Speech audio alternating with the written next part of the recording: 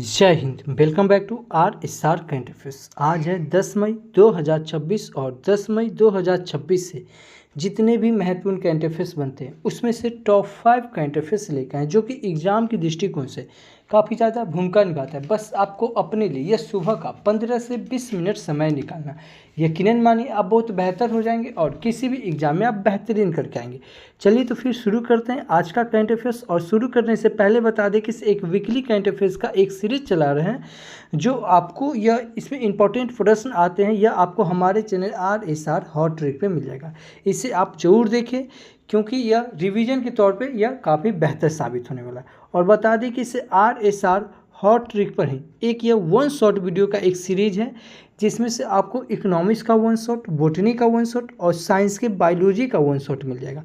यह सब जितना भी वन शॉट है ना, यह सब 10 मैराथन के बराबर आपका एक वीडियो है क्योंकि इसमें एकदम टू द पॉइंट बात की, कोई फालतू कोई बकवास नहीं और यहाँ से भर भर के प्रश्न आते हैं। तो प्लीज़ जितना यह वन शॉट वीडियो इसे आप जरूर देखें। और अगर आपको याद नहीं होता है तो एक साइंस का एक सीरीज है जो कि आपको ट्रिक्स और निमोनिक्स के साथ आपको पूरा का पूरा साइंस आपको याद करवाया जा रहा है। यह एपिसोड नंबर 7 तक के अपलोड हो गया, ठीक है। तो प्लीज़ इसे आप जरूर देखें। चलिए तो फिर शुरू करते हैं आज का करंट अफेयर्स। पहला क्वेश्चन है कि सभी हाल ही में विश्व एथलेटिक दिवस यह कब मनाया गया? तो यह विश्व एथलेटिक दिवस यह 7 मई को मनाया गया। कब? 7 मई को। इस क्वेश्चन का ऑप्शन बी सही हो जाएगा। अब दिवस की बात आई है तो अभी मई महीने में इतने इंपॉर्टेंट दिवस मनाए गए हैं जैसे 1 मई को अंतर्राष्ट्रीय मजदूर दिवस मनाया गया, 2 मई को विश्व टूना दिवस मनाया गया और 3 मई को विश्व प्रेस स्वतंत्रता दिवस और अंतर्राष्ट्रीय तेंदुआ दिवस मनाया गया। अच्छा, यहाँ पे विश्व प्रेस स्वतंत्रता दिवस यह कब मनाया गया? 3 मई को। एक है राष्ट्रीय प्रेस दिवस जो कि 16 नवंबर को मनाया जाता है। कब? 16 नवंबर को। अच्छा, प्रेस सुनते ही आपके दिमाग में क्लिक करना चाहिए क्या? आर्टिकल 19 का ए क्या है? आर्टिकल 19 का ए में जो कि प्रेस की बोलने की स्वतंत्रता का वर्णन है। अच्छा, ये आर्टिकल 19A क्या है? 19A से आपको बता दें कि इसे हमारे संविधान में एक मौलिक अधिकार है जिसका वर्णन भाग 3 और अनुच्छेद 12 से 35 तक के वर्णन है। क्या बोले हम? एक मौलिक अधिकार है जो कि हम लोग अमेरिका से लिए हैं जिसका वर्णन भाग 3 में और जिसका आर्टिकल 12 से 35 है। उसी 12 के 35 में से 14 से 18 जिसमें समानता का अधिकार आता, 19 से 22 स्वतंत्रता का अधिकार आता, 23 से 24 शोषण के विरुद्ध का अधिकार आता और 25 से 28 धार्मिक स्वतंत्रता का अधिकार का वर्णन आता।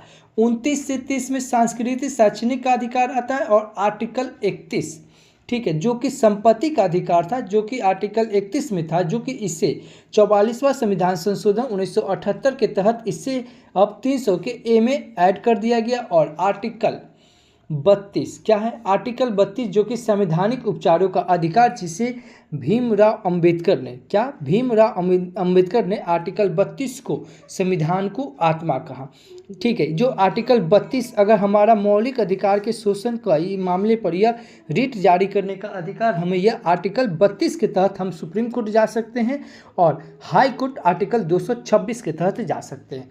तो यही है आर्टिकल, ये आपको हम 32 के बारे में बताएं। और 19 का ए क्या है? इसी में हम लोग को क्या आता है? बोलने की स्वतंत्रता। और इसी में एक आता है 21 का ए। क्या है? 21 का ए जो है यह 86वां संविधान संशोधन 2002 के तहत यह जोड़ा गया था कि इसे 6 साल से लेकर 14 साल के बच्चे को निःशुल्क में पढ़ाना है। यह आर्टिकल 21 के तहत जोड़ा गया। 4 मई को अंतर्राष्ट्रीय अग्निशामक दिवस और कोयला खनिक दिवस मनाया गया। 5 मई को विश्व पुर्तगाल भाषा दिवस और विश्व अस्थमा दिवस मनाया गया और 6 मई को राष्ट्रीय नर्स दिवस मनाया गया। तो मई महीने में इतने इंपॉर्टेंट दिवस मनाए गए। अच्छा, चैनल पे पहली बार आए, चैनल को सब्सक्राइब कर ले, बगल के बेल आइकन को प्रेस कर दे। जो भी स्टडी ग्रुप हो व्हाट्सएप फेसबुक उस पर शेयर जरूर करें क्योंकि आपको हम यहाँ पे एज ए टीचर नहीं एज ए स्टूडेंट की तरह बताते हैं कि कैसे आप करंट अफेयर्स से स्टैटिक का पार्ट, ज्योग्राफी का पार्ट, पॉलिटी का पार्ट, ओवरऑल जितना हो सके ना उतना को कनेक्ट करके बताते हैं। और को कनेक्ट करके पढ़ने से क्या होता है ना, चीज़ें ना आपके लिए आसान हो जाती है। तो प्लीज़ चैनल को सब्सक्राइब जरूर कर ले। अगला क्वेश्चन है कि अभी हाल ही में 22वीं राष्ट्रमंडल टेबल टेनिस चैंपियनशिप का आयोजन कहाँ किया जाएगा? यह नई दिल्ली में किया जाएगा। कहाँ? नई दिल्ली में। इस क्वेश्चन का ऑप्शन नंबर सी सही होगा। किसे? 22वीं राष्ट्रमंडल टेबल टेनिस चैंपियनशिप का आयोजन यह नई दिल्ली में होगा। इस क्वेश्चन का ऑप्शन नंबर सी सही हो जाएगा। अब नई दिल्ली की बात आई है तो नई दिल्ली सुनते ही आपके दिमाग में क्लिक करना चाहिए क्या, अमृत महोत्सव 2026 कहाँ हुआ है, यह दिल्ली में। जनजातीय कला उत्सव कहाँ हुआ है, नई दिल्ली में। दिल्ली में अभी राहवीर योजना, दुर्गा योजना, अनमोल योजना, ई बाइक दीदी योजना और लखपति बिटिया योजना कहाँ शुरू किया गया, यह दिल्ली में। ब्रिक्स सांस्कृतिक कार्य समूह की पहली बैठक कहाँ हुआ है, यह दिल्ली में हुई है। और नारी शक्ति वंदन सम्मेलन कहाँ हुआ, यह भी दिल्ली में हुआ है। विकसित भारत युवा संवाद कहाँ हुआ, यह भी दिल्ली में हुआ। और सहकारी कुंभ 2025 का आयोजन कहाँ हुआ है, दिल्ली में। संयुक्त राष्ट्र महिला शांति सैनिक सम्मेलन कहाँ हुआ है, दिल्ली में। और दिल्ली सुनते आपके दिमाग में क्लिक करना चाहिए क्या, बिम्स्टेक म्यूजिक सम्मेलन कहाँ हुआ है, दिल्ली में। और बिम्स्टेक युद्ध सम्मेलन कहाँ हुआ है, गांधीनगर। और बिम्स्टेक सम्मेलन कहाँ हुआ, तो यह थाईलैंड में हुआ। सेमिकॉन इंडिया 2025 का आयोजन कहाँ हुआ है, यह दिल्ली में। नमो रन मैराथन का आयोजन कहाँ हुआ है, दिल्ली में। वर्ल्ड यूनिवर्सिटी रैंकिंग एशियाई 2026 में टॉप यूनिवर्सिटी का दर्जा किसे दिया गया, यह IIT दिल्ली को दिया गया। भारत का पहला विधानसभा जो पूरी तरह 16 से चलेगा, यह दिल्ली विधानसभा। इंडियन मोबाइल कांग्रेस सम्मेलन 2025 यह कहाँ हुआ, यह दिल्ली में। और यही आप और याद रखेंगे कि क्या किसी कार्बन बाजारों का पहला अंतर्राष्ट्रीय सम्मेलन जो कि प्राकृतिक 2025 का सम्मेलन कहाँ हुआ है, तो यह दिल्ली में हुआ है। और विश्व पुस्तक मेला का आयोजन कहाँ हुआ है, दिल्ली में। और 27वां सरस आजीविका मेला का आयोजन कहाँ हुआ है, तो यह भी दिल्ली में। दिल्ली से याद रखेंगे से दिल्ली में अभी आदि महोत्सव पलपल महोत्सव मनाया गया। और पलपल महोत्सव से याद रखेंगे क्या, इसे अंतर्राष्ट्रीय पलपल महोत्सव कहाँ मनाया गया, तो यह गोवा में। और दिल्ली से याद रखेंगे से जलवायु घड़ी कहाँ रह गई है, तो यह दिल्ली में। और वैदिक घड़ी कहाँ, तो मध्य प्रदेश के उज्जैन में। और जनसंख्या घड़ी कहाँ, तो कर्नाटक के बेंगलुरु में।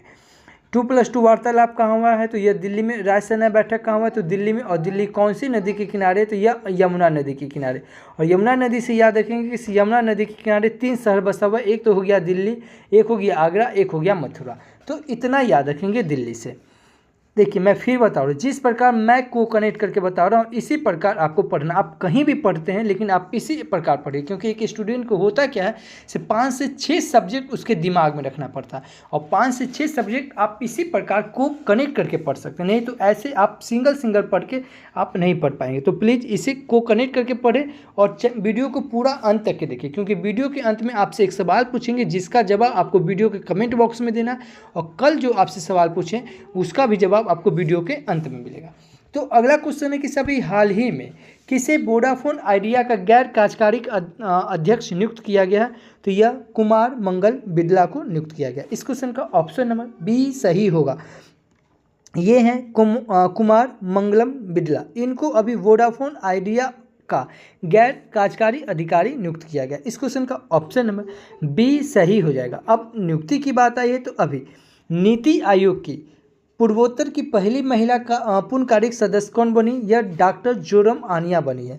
भारत खेरा ने MSME सचिव के रूप में कार्यभार संभाला। और रोहित जैन को RBI का नया डिप्टी गवर्नर नियुक्त किया गया। और भारतीय अंतर्राष्ट्रीय फिल्म महोत्सव IFFI के 57वें संस्करण के लिए आशुतोष गोवारिकर को महोत्सव निदेशक नियुक्त किया गया।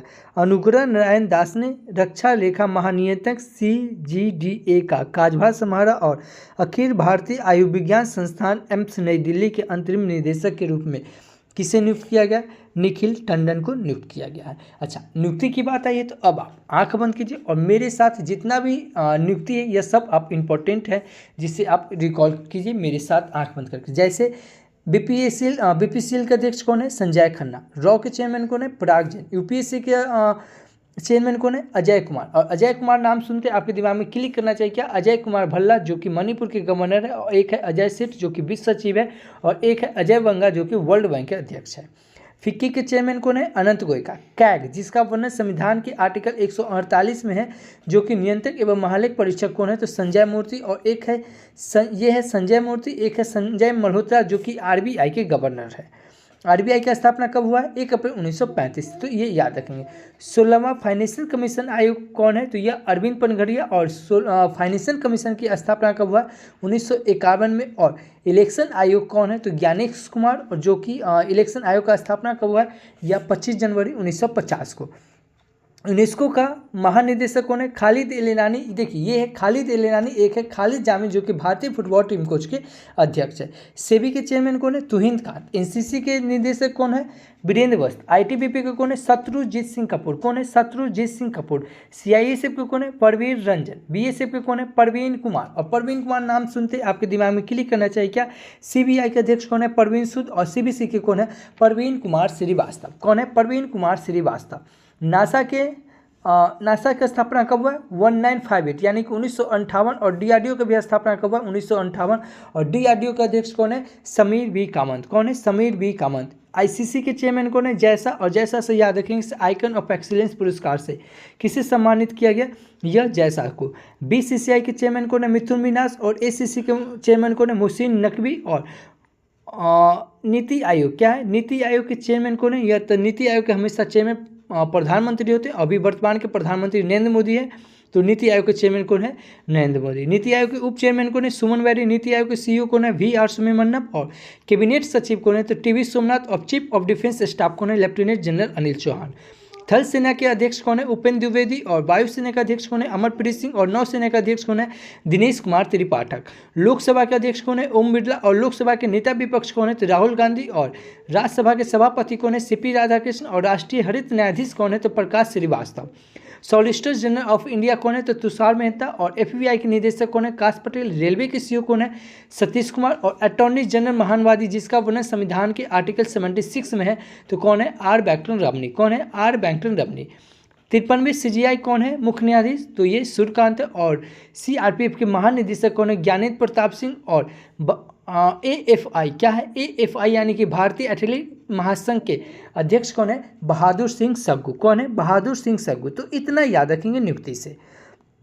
अगला क्वेश्चन है कि सभी हाल ही में किस भारतीय को कैम्ब्रिज डेडिकेटेड टीचर अवार्ड 2026 के लिए दक्षिण एशिया क्षेत्रीय खिताब से सम्मानित किया गया है? यह सोमा मंडल को नियुक्त किया गया मिला है। इस क्वेश्चन का ऑप्शन नंबर सी सही होगा। ये है सोमा मंडल। इनको अभी भारतीय को कैम्ब्रिज डेडिकेटेड टीचर अवार्ड 2026 दक्षिण एशिया क्षेत्रीय का खिताब से सम्मानित किया गया। इस क्वेश्चन का ऑप्शन नंबर सी सही हो जाएगा। अब पुरस्कार सम्मानित की बात आई है, तो अभी मुंबई में प्रतिष्ठित business reformer of the year 2025 पुरस्कार से एन चंद्रबाबू नायडू को सम्मानित किया गया। एन अलीम यूसुफ को एआई आधारित संरक्षण ऐप के लिए WWF द्वारा सम्मानित किया गया। और ऑस्कर ऑफ साइंस से डॉक्टर अतुल नाथ को सम्मानित किया गया। मिस इंडिया वर्ल्ड 2026 का खिताब ये साध्वी सतीश सैल को दिया गया है। और डॉक्टर CH श्रीनिवास राव को हैदराबाद में प्रतिष्ठित प्रोफेसर M स्वामीनाथन पुरस्कार 2026 प्राप्त हुआ है।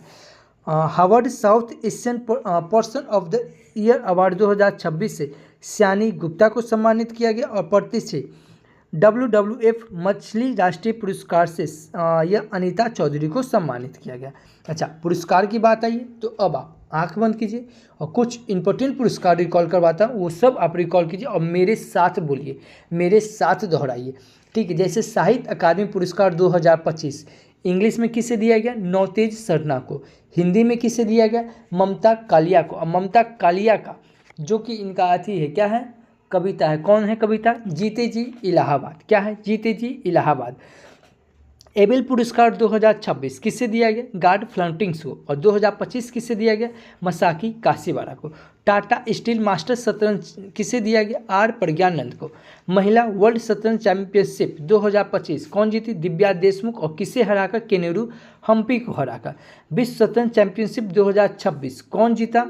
तो यह मैक्सन कार्लसन ने जीता। और किसे हराकर? तो फेबियानो कार्गुआनो को हराकर। 35वें सरस्वती सम्मान पुरस्कार किसे दिया गया?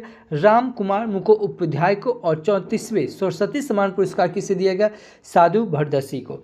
34वें व्यास सम्मान पुरस्कार किसे दिया गया? यह सुरवाला को दिया गया। 2025 में शारदा सिन्हा को पद्मा विभूषण पुरस्कार मिला। और 2026 में पद्मा विभूषण 5 लोगों को दिया गया, जिसमें से एक धर्मेंद्र जी को, केटी थॉमस को, एन राजम को, पी नारायण को और VS अच्युतानंदन को। मैन बुकर अंतर्राष्ट्रीय मैन बुकर अंतर्राष्ट्रीय पुरस्कार 2025 यह भानु मुश्ताक को दिया गया। और पेन प्रिंटर पुरस्कार 2025 जो कि लाली अबू लेला को दिया गया। 60वां ज्ञानपीठ पुरस्कार आर बैरामुथु को दिया गया। और 59वां ज्ञानपीठ पुरस्कार विनोद शुक्ला को दिया गया। सिटी की ऑफ ऑनर पुरस्कार 2025 द्रौपदी मुर्मू जी को दिया गया। और रेमन मैक्सिस पुरस्कार 2025 एजुकेट गर्ल्स को दिया गया।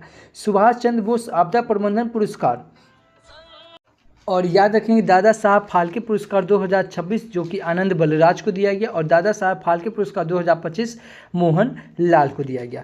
चंद्रशेखर सरस्वती अवार्ड एस जयशंकर को दिया गया। और लोकमान्य तिलक अवार्ड नितिन गडकरी को दिया गया। और विटली अवार्ड 2026 जो कि परवीन शेख को दिया गया। और NTR राष्ट्रीय फिल्म पुरस्कार चिरंजीवी को दिया गया। तो इतना याद रखेंगे पुरस्कार से। अगला क्वेश्चन है कि सभी हाल ही में आपदा प्रबंधन और जन सुरक्षा को बढ़ावा देने के लिए मई 2026 में भारत की स्वदेशी सेल ब्रॉडकास्ट सिस्टम को किसने लॉन्च किया? यह ज्योतिरादित्य सिंधिया को दिया गया। इस क्वेश्चन का ऑप्शन नंबर डी सही हो जाएगा कि अभी हाल ही में आपदा प्रबंधन और जन सुरक्षा को बढ़ावा देने के लिए मई 2026 में भारत की स्वदेशी सेल ब्रॉडकास्ट सिस्टम को यह कौन लॉन्च किया? तो ज्योतिरादित्य सिंधिया ने लॉन्च किया। इस क्वेश्चन का ऑप्शन नंबर डी सही हो जाएगा। अगला क्वेश्चन है कि सभी हाल ही में जारी ट्रक कॉलर की रिपोर्ट के अनुसार दुनिया में सबसे अधिक स्पैम कॉल से प्रभावित देशों की सूची में कौन शीर्ष पर है? यह इंडोनेशिया है। कौन है? इंडोनेशिया। इस क्वेश्चन का ऑप्शन नंबर बी सही होगा कि अभी हाल ही में जारी ट्रक कॉलर की रिपोर्ट के अनुसार दुनिया में सबसे अधिक स्पैम कॉल से प्रभावित देशों की सूची में पहले स्थान पर कौन है? यह इंडोनेशिया। इस क्वेश्चन का ऑप्शन बी सही हो जाएगा। अब इंडोनेशिया की बात आई है, यह है मैप में इंडोनेशिया। इंडोनेशिया की कैपिटल क्या हो जाएगा? जकार्ता। और इंडोनेशिया के करेंसी क्या हो जाएगा? इंडोनेशियन पैसो। और इंडोनेशिया के प्रेसिडेंट कौन है? प्रोबो सुबियांतो। कौन है? प्रोबो सुबियांतो। अच्छा, भारत और इंडोनेशिया के बीच एक गरुड़ शक्ति सैन्य अभ्यास होता है।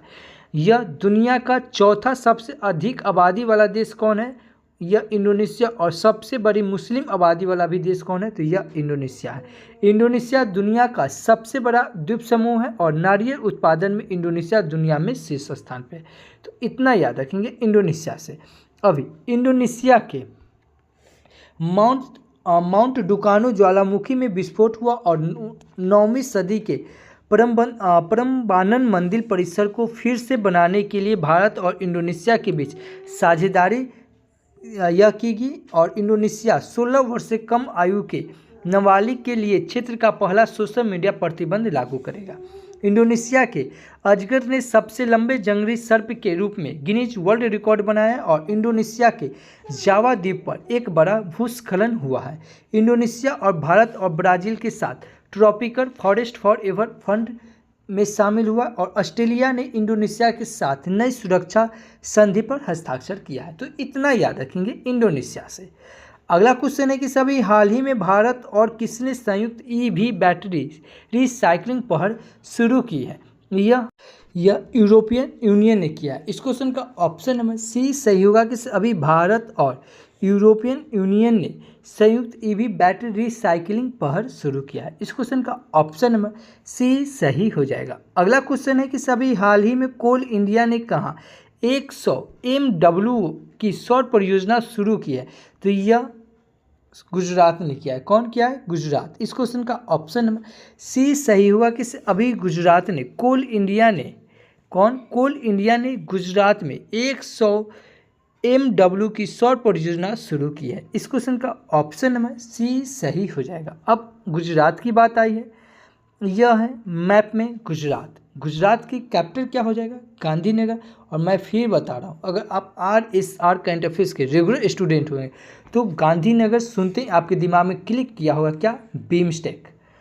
क्या है? बीमस्टेक युद्ध सम्मेलन कहाँ हुआ है? गांधीनगर। और बीमस्टेक सुनते हुए 2 क्वेश्चन और क्लिक करना चाहिए। बीमस्टेक म्यूजिक सम्मेलन कहाँ? तो दिल्ली। और बीमस्टेक सम्मेलन कहाँ? तो ये थाईलैंड। गांधीनगर से याद रखें सम्राट संप्रीति संग्रहालय कहाँ खुला है? यह गांधीनगर में। गुजरात के सीएम कौन है? भूपेंद्र भाई पटेल। और गुजरात के गवर्नर कौन है? आचार्य देवव्रत। कौन है? आचार्य देवव्रत। गुजरात में लोकसभा की सीट 26, राज्यसभा की सीट 11 और विधानसभा की सीट 182 है। कपास के उत्पादन में सबसे अग्रणी राज्य कौन है? यह गुजरात है। गुजरात में याद रखें इस माधवपुर घेर मेला का आयोजन कहाँ हुआ? गुजरात में। जल थल रक्षा सैन्याभ्यास कहाँ हुआ? गुजरात में उकाई झील है। गुजरात में करवा लोकनृत्य, डांडिया लोकनृत्य, तिपानी लोकनृत्य, भवाई लोकनृत्य और होडी लोकनृत्य पाई जाती है। गुजरात में ब्लैक बर्ड नेशनल पार्क है, नल सरोवर नेशनल पार्क है, बसंदा नेशनल पार्क है और गिर नेशनल पार्क है और मरीन नेशनल पार्क है। गुजरात में सरदार सरोवर बांध है जो कि नर्मदा नदी के तट पे और कल्पसर परियोजना है। गुजरात में बांडीनार बंदरगाह और कांडला बंदरगाह का नाम बदल के दीनदयाल पोर्ट बंदरगाह रख दिया गया। और गुजरात में जन सुरक्षा योजना चलाया गया, संतुष्टि अभियान योजना चलाया गया। गुजरात में सोमनाथ मंदिर है, द्वारकाधीश मंदिर है। गुजरात में याद रखें, गुजरात के जामनगर से याद रखें रिलायंस इंडस्ट्री दुनिया का सबसे बड़ा डेटा सेंटर स्थापित करेगा। कहाँ? तो गुजरात के जामनगर में। और 2030 का कॉमनवेल्थ गेम कहाँ होगा? तो यह गुजरात के अहमदाबाद में होगा। तो इतना याद रखेंगे गुजरात से। अभी भारत का पहला ग्रीन मेथनॉल प्लांट गुजरात में स्थापित किया जा रहा है और भारत की पहली MLFF टोलिंग प्रणाली गुजरात में शुरू की गई और Ahmedabad rail depot water neutral rail depot बनकर उभरा और प्रतिभाशाली एथलीटों के DNA की मैपिंग के लिए गुजरात में स्पॉट जीनोमिक्स प्रोग्राम लॉन्च किया गया है। भारत के सेमीकंडक्टर फैब्रिकेशन प्लांट के लिए पहले आर्थिक क्षेत्र SEZ को धोलेरा में मंजूरी की गई और नारित AI क्या है? नारित AI नामक AI टूल को गुजरात पुलिस द्वारा लॉन्च किया गया और गुजरात हाई कोर्ट ने AI के इस्तेमाल को लेकर एक सख्त नीति जारी की। तो इतना याद रखेंगे गुजरात से। अगला क्वेश्चन है कि सभी हाल ही में कहाँ कार्बन टेस्ट बेड और एरोसोल ऑब्जेक्टरी का उद्घाटन कहाँ किया गया? यह चेन्नई में किया गया। कहाँ? चेन्नई में। इस क्वेश्चन का ऑप्शन नंबर बी सही हो जाएगा कि अभी चेन्नई में अर्बन टेस्ट बेड और एरोसोल ऑब्जेक्टरी का उद्घाटन यह चेन्नई में किया गया। इस क्वेश्चन का ऑप्शन नंबर बी सही हो जाएगा। अगला क्वेश्चन कि सभी हाल ही में भारत और किस देश ने 9वें FOC में द्विपक्षीय संबंधों की समीक्षा की है? तो यह भारत और सूडान ने किया है। कौन? भारत और सूडान ने। इस क्वेश्चन का ऑप्शन नंबर ए सही हो जाएगा। अब सूडान यह है मैप में सूडान की कैपिटल क्या हो जाएगा? खातूरम। और सूडान की करेंसी क्या हो जाएगा? सूडानी पाउंड। और सूडान के PM कौन है? कमील इडरिस। कौन है? कमील इडरिस। अगला क्वेश्चन है कि सभी हाल ही में कौन भारत की पहली स्पेस टेक यूनिफॉर्म कंपनी बन गई है? यह स्काई रूट बन गई। कौन बन गई? स्काई रूट एरोस्पेस बन गई। इस क्वेश्चन का ऑप्शन नंबर सी सही होगा कि अभी भारत की पहली स्पेस टेक यूनिफॉर्म कंपनी कौन बन गई? स्काई रूट एरोस्पेस बन गई। इस क्वेश्चन का ऑप्शन नंबर सी सही हो जाएगा। अगला क्वेश्चन है कि सभी हाल ही में कौन 2026 IBCA शिखर सम्मेलन की मेजबानी करेगा? यह नई दिल्ली करेगा। कौन करेगा? नई दिल्ली। इस क्वेश्चन का ऑप्शन नंबर बी सही होगा और इसी वीडियो में आपको दिल्ली से पूरा चीज़ रिकॉल करवा है। तो ये याद होगा कि इस क्वेश्चन का ऑप्शन नंबर बी सही होगा कि अभी 2026 IBCA शिखर सम्मेलन की मेजबानी दिल्ली करेगा। इस क्वेश्चन का ऑप्शन नंबर बी सही हो जाएगा। अच्छा, आज के लिए आपका क्वेश्चन कि सभी हाल ही में यूरोपीय राजनीतिक समुदाय में शामिल होने वाला गैर यूरोपीय देश कौन बन गया? अगर आप हमारा वीडियो कंटिन्यू देख रहे हैं तो इस क्वेश्चन का आंसर आपको आना चाहिए। नहीं आता है, मोबाइल उठाइए, वीडियो को पॉज कीजिए, गूगल पे सर्च कीजिए और जितना फैक्ट्स बनता है उतना लिख दीजिए। यकीनन मानिए किसी भी चीज़ को आप लिख देते हैं वह हमेशा के लिए आपको याद हो जाता है। अगर इस वीडियो का अगर PDF फाइल चाहे तो आप हमारे Telegram channel RSR current affairs search करके जुड़ सकते हैं या इस QR कोड को स्कैन करके भी जुड़ सकते हैं। टेलीग्राम चैनल जरूर ज्वाइन कर जाए क्योंकि आपको टेलीग्राम पे वीडियो के साथ साथ इसका PDF मिल जाएगा और PDF के साथ साथ इसका MCQ भी मिल जाएगा जो कि रिवीजन के तौर पे आपके लिए काफ़ी बेहतर साबित होगा। तो प्लीज़ टेलीग्राम जरूर सब्सक्राइब कर ले। और कल जो आपसे क्वेश्चन पूछे थे कि सभी हाल ही में डेनमार्क में आयोजित उबेर कप 2026 का खिताब कौन जीता, तो यह दक्षिण कोरिया जीता। इस क्वेश्चन का ऑप्शन नंबर बी सही था। देखिए मैं फिर बता रहा हूँ, लिखने की हैबिट आप जरूर डालें। अगर लिख लेते हैं तो वो हमेशा के लिए आपको याद हो जाता है। तो प्लीज़ एक कमेंट करके ज़रूर बताएं कि यह वीडियो आपको कैसा लगता है। अगर यह वीडियो आपको अच्छा लगता है तो प्लीज़ चैनल को सब्सक्राइब कर ले, बगल के बेल आइकन को प्रेस कर दे। जो भी स्टडी ग्रुप हो व्हाट्सएप फेसबुक उस पर शेयर जरूर करें। तो thank you for watching this video. जय हिंद।